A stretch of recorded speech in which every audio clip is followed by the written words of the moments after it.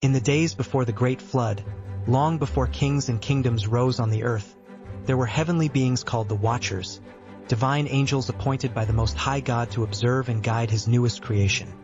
Humanity, these Watchers were not like ordinary angels who remained close to the throne of God. Instead, they were stationed between heaven and earth, tasked with watching over the progress of human life. Their duty was not to rule or interfere, but to observe, to guard, and to report. There were 200 of them, and they watched with awe as mankind took its first steps, learning to farm, to build, to speak, to love. These angels witnessed the beauty of life growing on the earth, but over time, that wonder turned into a temptation. The leader of the Watchers was Semjaza, powerful, wise, and deeply respected among the angels. He was a noble figure, sincere in his duty, but even he began to feel something strange stirring within him, something new, desire. On earth, humanity began to grow and multiply. Communities formed, families grew. Women, the daughters of men, were admired for their grace, beauty, and vulnerability. At first, the Watchers only looked from afar, but slowly they drew closer. They began descending more frequently to the earth under the cover of darkness. They did not touch, not yet, but their hearts began to burn. They saw that human women were not only beautiful, but emotional, expressive, creative, and sensual in ways that angels were not meant to experience. The Watchers had never known temptation until now.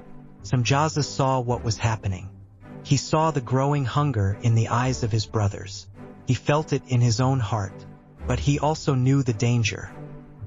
Angels were not meant to cross this line. To take human wives was a direct rebellion against the divine order. It was a corruption of the roles assigned by heaven. If they acted, it would be a fall from grace, a fall that could not be undone.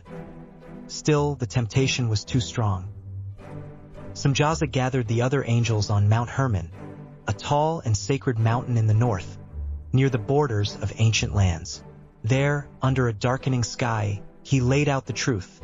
Semjaza saw what was happening. He saw the growing hunger in the eyes of his brothers. He felt it in his own heart, but he also knew the danger. This desire we carry, if we act on it, we will be judged. But if we move together, we share the guilt. None will be left alone to bear the punishment. The others agreed. Some were hesitant, some were eager, but all were tempted to ensure loyalty. They made an unbreakable oath, a sacred vow that no one could betray the others or back out once they had begun.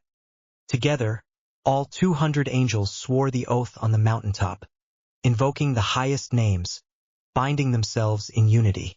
It was a rebellion, not against heaven's power, but against its command. They would no longer simply watch, they would descend. This event marked a turning point not only for them, but for all of creation. The mountain itself was named Hermon because there they had bound themselves with an oath, Hermon meaning curse, or binding in this context. Once the oath was made, the Watchers began their descent to the earth in physical form. Unlike their spiritual nature in heaven, they now took on material bodies, glorious, radiant, yet touched by corruption. Each chose a human woman to take as his wife. But it didn't end there. These angels also began to teach humans knowledge that was forbidden, wisdom that heaven had sealed away for divine purposes. Azazel, one of the boldest Watchers, taught men how to make weapons, swords, knives, shields, and armor. He also taught women the use of cosmetics and jewelry, unlocking vanity and seduction. Others taught secrets of sorcery, enchantments, astrology, and the reading of omens and stars. These teachings accelerated human development, but not in harmony with God's will. They brought war, lust, violence, and pride. The Watchers believed they were helping mankind. In truth, they were unleashing chaos. As the sun set over the earth, something shifted in the spirit of creation. The natural order had been violated. Mankind now walked a dangerous path, and the line between heaven and earth had been crossed. Above, the archangels of God, Michael, Gabriel, Raphael, and Uriel, watched in silence.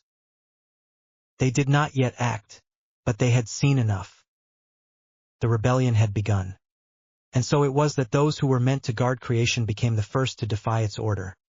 They were called the Watchers, but on that day, they watched no more. They descended and took. And from that moment the earth would never be the same. Thanks for joining this journey. Stay tuned for more stories that challenge your faith and spark your imagination.